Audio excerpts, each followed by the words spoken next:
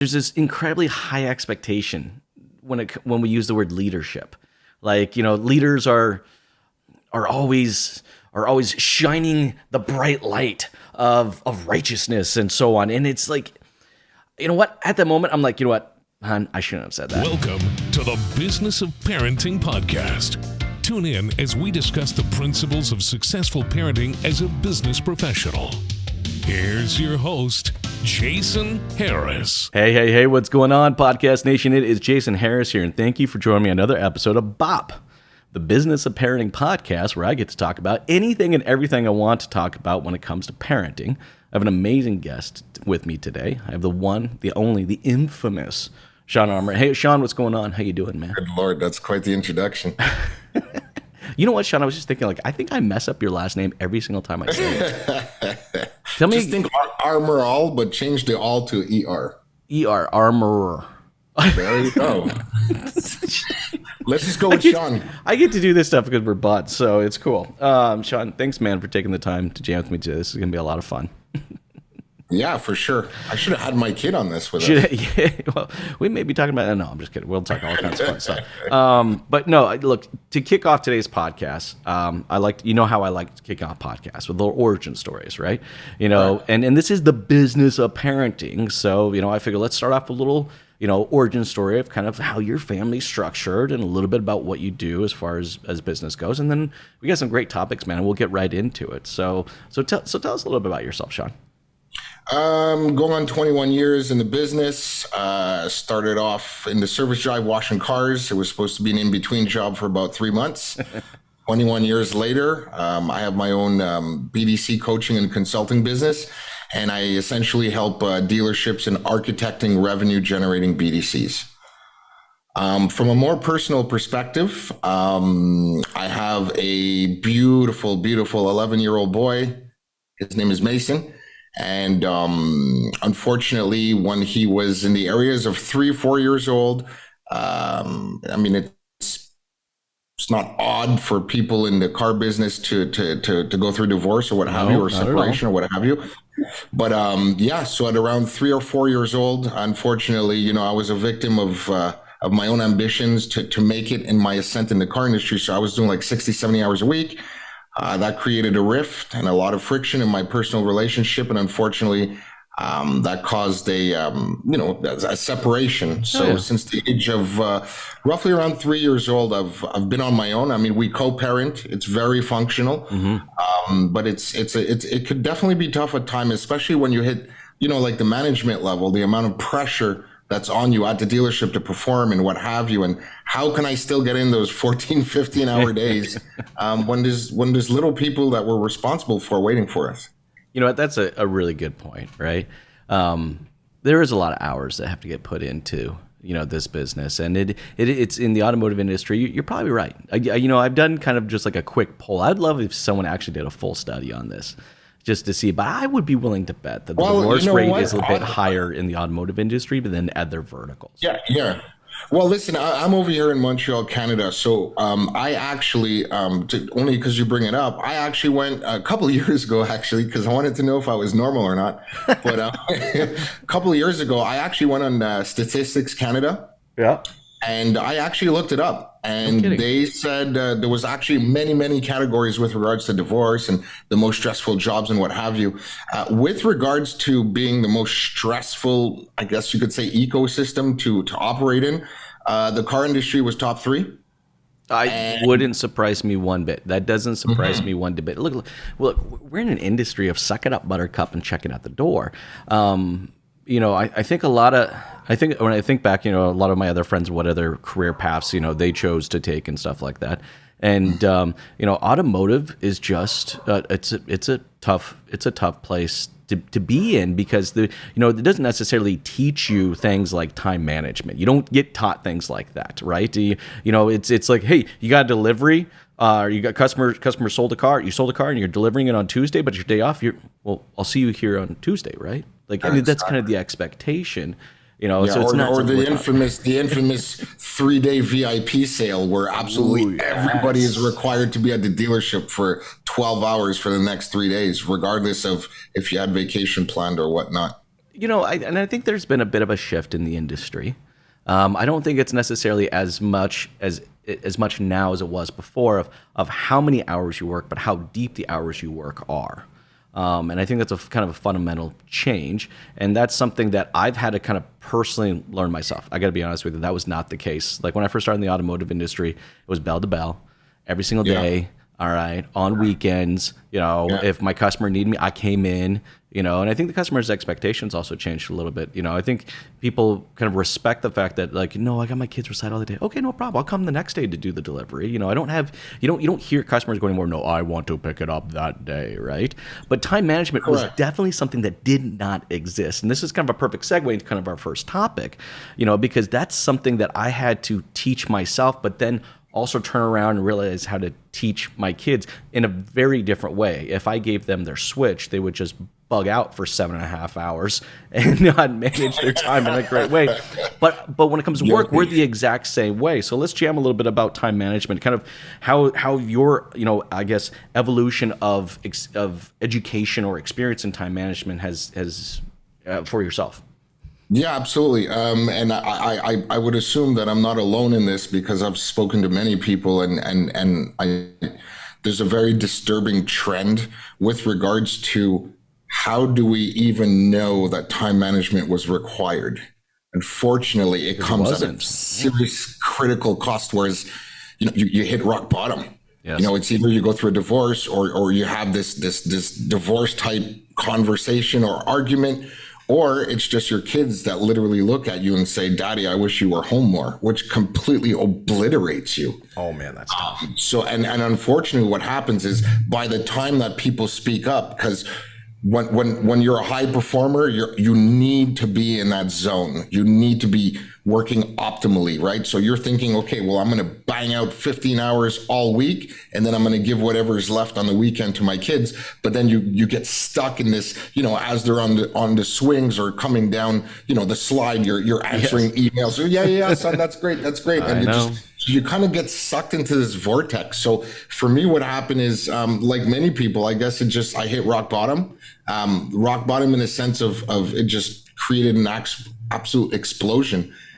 So when that happens, you kind of, time management, like you said, was foreign to me. Time management is like, hey, well, we get forced into it. I don't stop when I'm tired. I stop when I'm done. Yeah, no, I'm with you on that, right? And look, I got to be honest with you.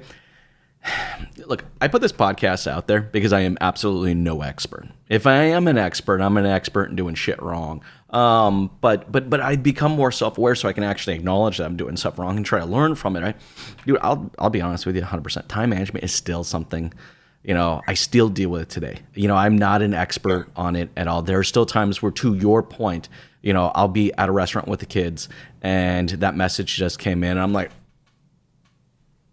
underneath the table. I got it like down underneath the table. I'm like, I gotta go to the washroom. I gotta go to the bathroom for the 17th time. Can I go?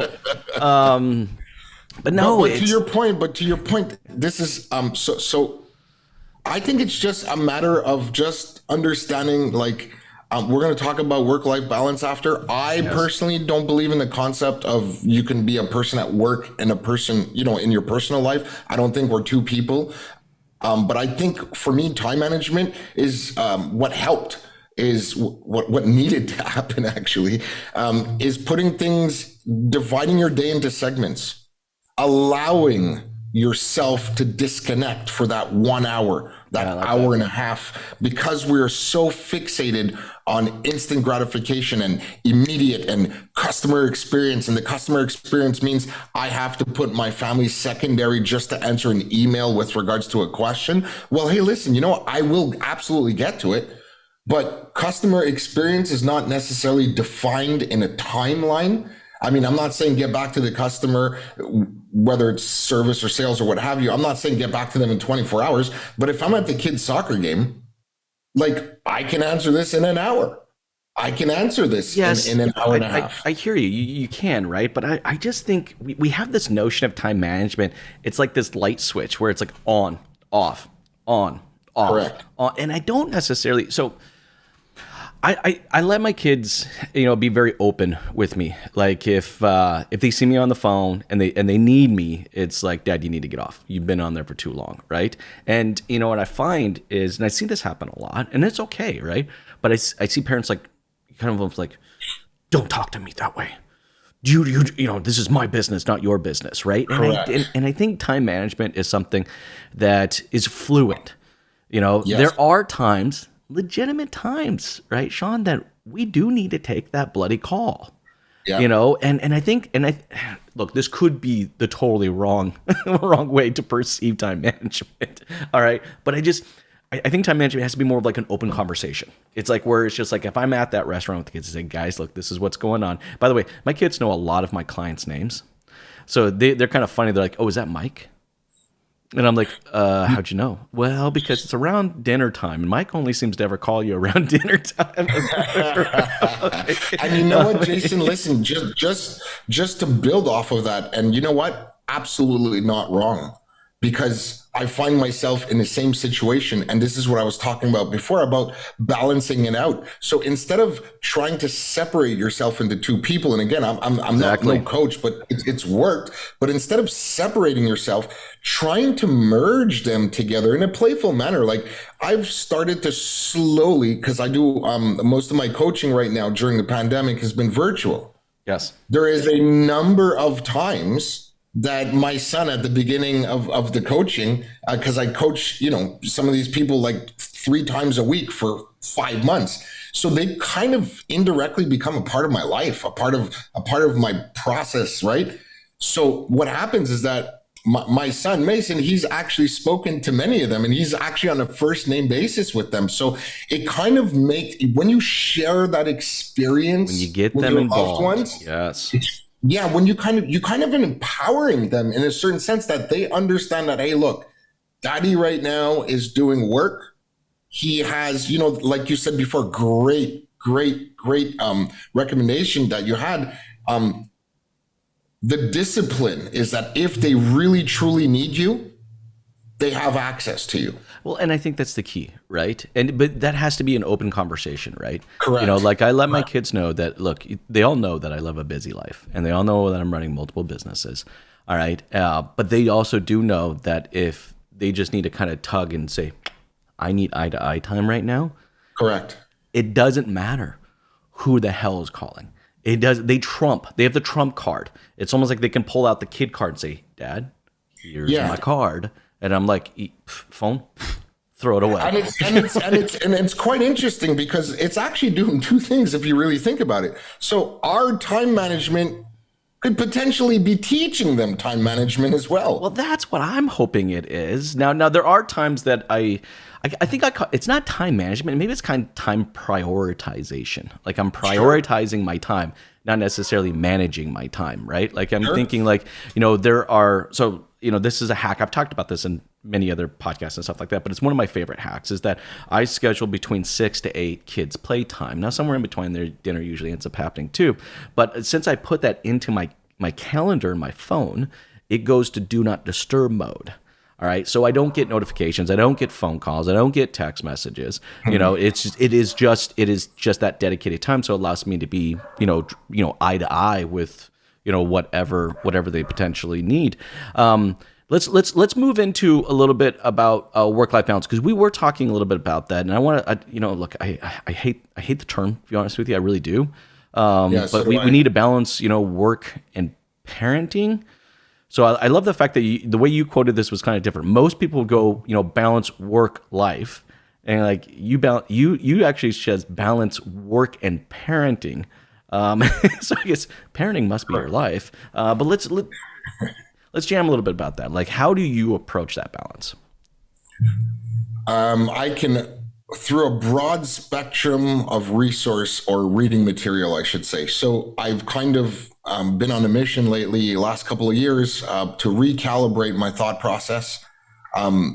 I think it's part of our evolution. Every day we evolve as human beings, and I believe that our thought processes need to evolve as well with regards to what got us here won't get us there.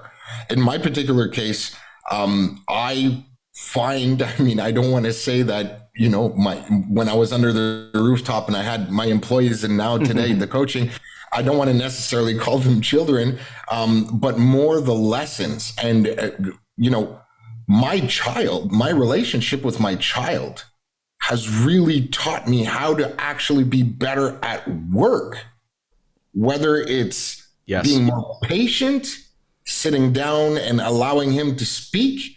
Obviously speak, before I speak, right? Just give him that space. And most importantly, a child's communication at 12 years old is not the same as an adult communication at 20, 30, 40 years old. Well, hopefully not, right? Shawn, I don't know. I think I know, but I'm just trying to we've managed some sales teams that I think would be pretty. No, I'm sorry. Go ahead. Well, then fine. But if you can manage a conversation from a 12-year-old that's more oftentimes than not incoherent or has something to do with Fortnite, if you're able to kind of connect those dots with, okay, let me try and figure out what he's trying to say, as opposed to me going, no, I don't understand. Say it differently. Well, it's for me to try and decipher the code. And through doing that repetitively, through active listening, which is, so if I understand correctly, you feel that, or if I understand correctly, when I said this, it made you feel this way. And to see them light up, what I would do is I would actually start to apply that over into my professional life. And at the end of the day, whether you're an adult or whether you're a child, communication is communication. Effective communication is communication. So if you're able to effectively communicate and take in ideas as well as give ideas to a 12-year-old, well, that completely, absolutely transitions into your professional life. Well, and I think we try to separate the professional life and the personal life. Well, that's the problem. And there you go. See, I think there's the problem. I love what you're saying as far as there's a lot of nuances, all right, about parenting that is 100% relevant as far as, how we manage teams and how we run and operate our businesses. And this is one of the reasons I started the podcast, because there was just so many similarities. And, Absolutely. But once I've kind of took on parenting and I treated it like a business, which, look, I get, man, this is going to rub a lot of people the wrong way when I say this, but I keep like a mental P&L statement on my children. I mean, I look at it this way. Look, and this sounds, it is what it is. And I don't care if you don't like it or not, or anybody out there watching. I know Shawn will like it though. But I got 18 years to put a product out to the market, and the market's going to determine if they're going to be a dick or not. And it's my responsibility. It's my responsibility as a business owner or a parent operating within the business of parenting, that, I need to develop, I need to coach, I need to lead, all right, this individual so that I can then put them out to market, and they can deal with whatever the market throws at them. I just don't think we do that enough anymore. It's like, and I'm not saying I'm not going to let them be kids, I mean, I was thinking when I was growing up, my dad actually had me read P&L statements around the age of 12 and 13, and it was like, I'm not saying I'm doing that, right?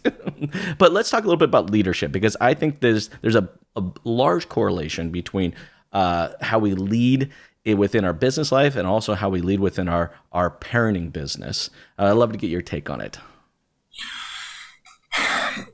Be the inspiration. When you're talking about leadership, whether it's with my son or whether it's with my teams or whether it's with the numerous BDCs that I've built over 20 years under the rooftop and now on my own, you need to be the change that you wish to see upon the world.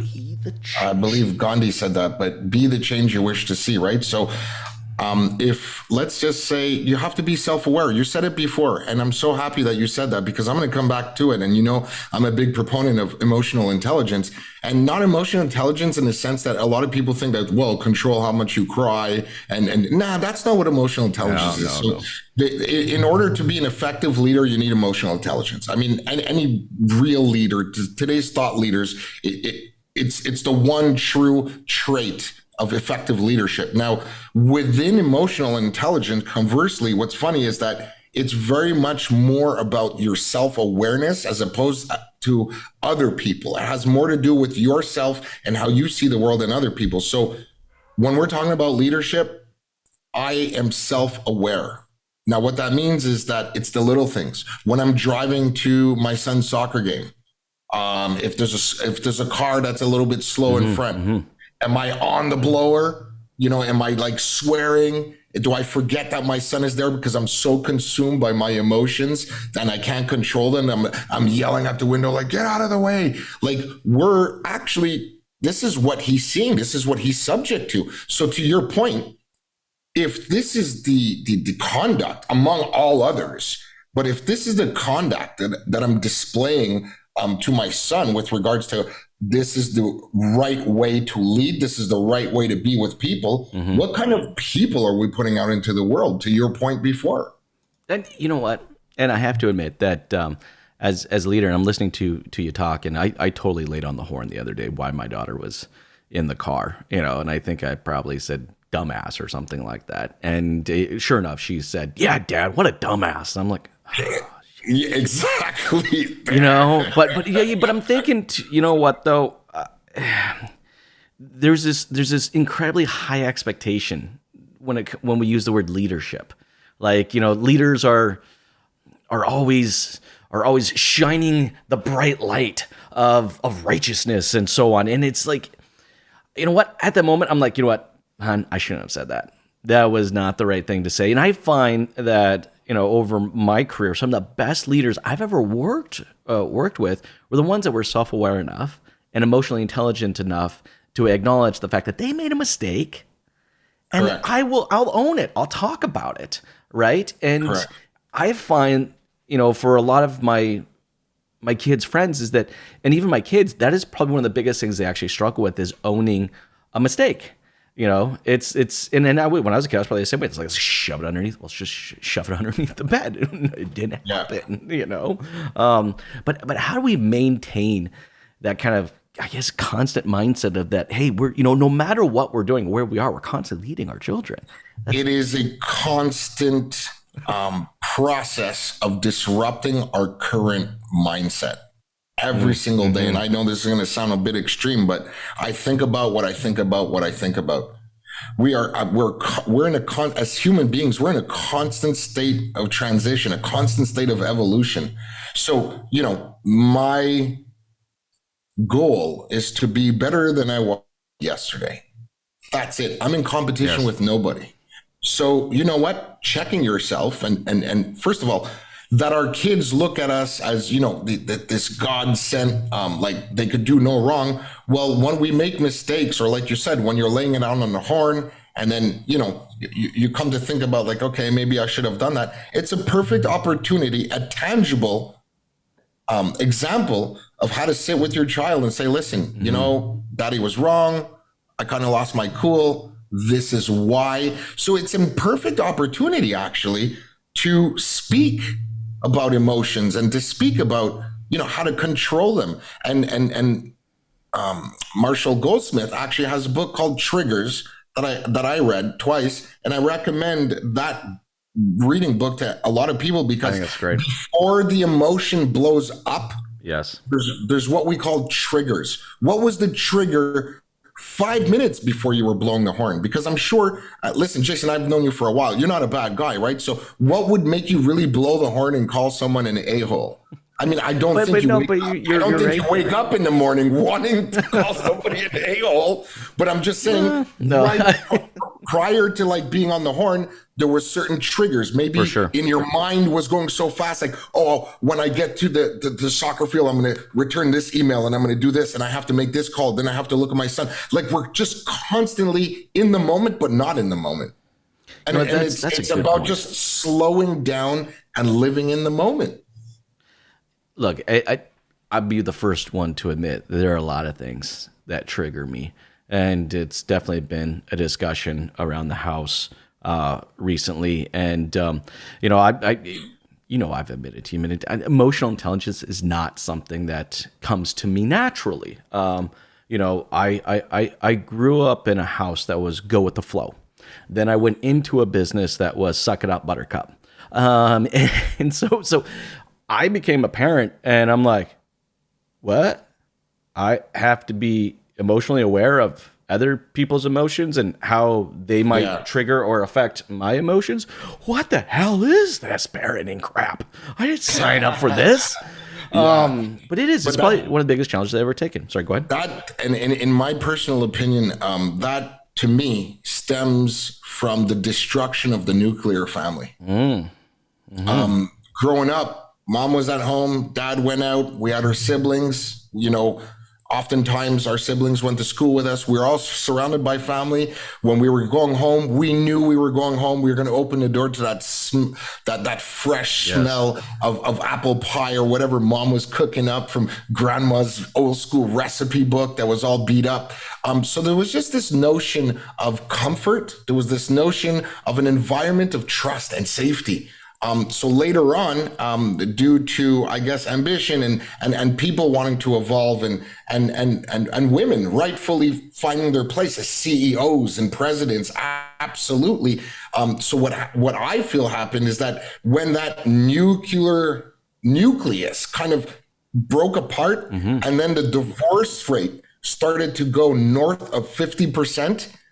Well, yeah, absolutely. When that emotional support system is no longer at home because it's spent, in dinners are now microwave dinners or McDonald's, and we just give them an iPad and here, I'll be right back and answer my emails. So what happened is slowly but surely, I think that it's the erosion of the nuclear family that has caused where we're at now. But again, to your point, I'm optimistic because we're talking about it now. And, well, how do we battle that? I think that's the question, is how do we battle that? And I'm listening to you, and I'd love to kind of get your take. I believe that we're in the era of intentional parenting, not accidental and not just kind of like what happens. We have to have this like constant mindset around intentionality. Like we need to be intentional with our time. We need to be intentional with our words. We need to be intentional with our actions. Yep. I gotta be honest, it's a little fucking exhausting. But I'd love to kind of get your take on this and how do we maintain that type of mindset? I love that. So I'm going to go back to attaching parenting with professional life. We need, when we're talking about time management, and this is my opinion, of course, but when we're talking about time management, what has worked for me is be in the moment, be intentional. Instead of having a conversation with regards to, hey, what level are you on Fortnite? Or, hey, did you beat that game? Or how much fun was that? Why don't we have real conversations? I have had to have lately tough conversations with my child, but it was necessary. So in my case, I would ask, hey, Mace, let's just have a conversation, like a father and son kind of conversation, outside, it doesn't have to be like a boardroom meeting, but outside. And I would literally ask him the tough questions. Like, hey, Mason, listen, if you had a magic wand, what would you wish Papa would do more with you? Or, if you could change something, what would that be? Or how, well, when they get older, how can I become a better parent? Do you feel I spend enough time with you? Are the activities that we do fun for you? Or is it just something I have in my head just to kind of fit in time to say I did something with my son, snap a picture, post it on social media so everybody could see I was the father of the year for exactly 3 seconds of that moment. Right? So, exactly. No, but it's true. No, but you're 100% right. And I love true. No, but and I love the fact that you bring up being in the moment, right? Because I'm horrible about being in the moment. My brain is literally focusing on the next 12 steps that need to happen for me to consistently execute the day that I need to execute, right? And it's funny when you were saying that because I was thinking, I've done over 500 podcasts. I've had the opportunity to talk to some incredibly successful people, people that are successful now, people that are pushing hard to be successful, people that have retired from being successful. Like I've had that opportunity. I will tell you this, that I would say some of the most successful people I've had the opportunity to interview with at this very, very high level had this uncandid ability. It's almost kind of unnatural. I got to be honest with you, where it's like they're just in that moment. I'll give you an example. I was doing a podcast with the CEO of Hyundai, and I messed something up. I forgot to hit the record button. One of the biggest things not to do when you do a podcast. Yeah, I was just right? about to say that, like one of the biggest things you're supposed to not when you do a podcast. And I looked down and I'm like, I didn't hit the red button, and this took months to organize in the first place, right? He said, no problem. Got on his phone. Okay, I moved my meeting. Let's go ahead and restart.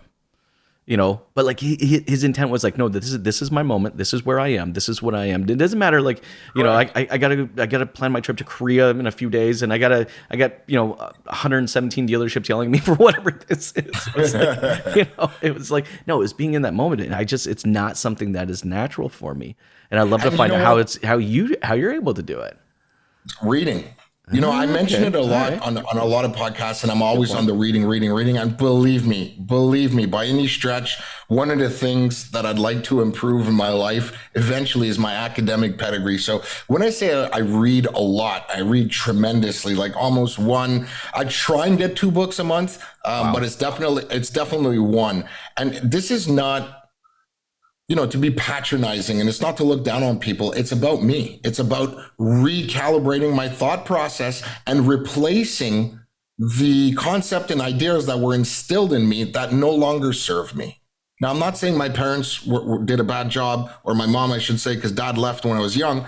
But take what serves you. And number 2, and I want to tell this directly to you, Jason, you got to be more kind with yourself. You got to be more patient with yourself. Mm-hmm. Just the fact that you're trying to become a better person, and you have, like, regardless if like you said, you run your parenting like it's a company. Well, then as long as it works and nobody's in danger, and you don't stop anybody, or it doesn't hurt anyone, well, then that's the right thing to do. There's no book to parenting. If you found a system that works. But I love the fact that you brought up commitment to educating yourself. Constantly. It is. It's right. It's like, how can I expect myself to get better at something if I'm not necessarily going to educate and evolve myself, right? And no one's going to do it for me. I have to do it for myself. And I'm horrible at reading books, but I love it. But you're right, though. Whether it's books or shows like this, I can't use that excuse, right? I can't use the excuse that I'm just bad at something, and that's hence the reason why I'm not going to do it. It's like, no, to your point, like if I wanted to be, if I want to be better in business, which I do, I'll read business books, and I have. So why the hell am I not making sense? Look, man, I love this. Look, we're at the tail end of our time, and I'm pretty confident we could probably jam for at least another hour or so. And we'll have to do this again for sure. But I like that because I think it's a great place for us to kind of, leave off today's conversation, is just making that commitment to yourself to continue to improve yourself. If this was a business, it's exactly what you would do, but it comes to parenting, and it's like, you're right. We just need to make that commitment, and reading and learning, listening to podcasts, audiobooks, reading books, just constantly pushing ourselves. I think that's awesome, man. Hey, for everyone out there that's watching and listening right now, would love to maybe connect with you and follow along with your journey. What's the best way to do so? Well, right now, because of the beautiful technology, you could just scan that card right there. If not, you can connect with me on LinkedIn, or you can go to my website, bdcalchemy.com. Dude, thank you so much, man, for taking the time to jam with me today. Thanks for having me. I really appreciate it. And the last thing I'm going to say to you, especially, because you're a very busy guy, fail hard, fail often, but fail forward. Dude, thank you, man. You have yourself a great one. Appreciate it, Shawn. Dude, Jason. Thank you. Thanks for tuning in to the Business of Parenting podcast with your host, Jason Harris. Don't want to miss new content? Be sure to check out the full podcast library at strategywithjason.com to stay in the know. Remember to like, comment, and subscribe. Happy podcasting.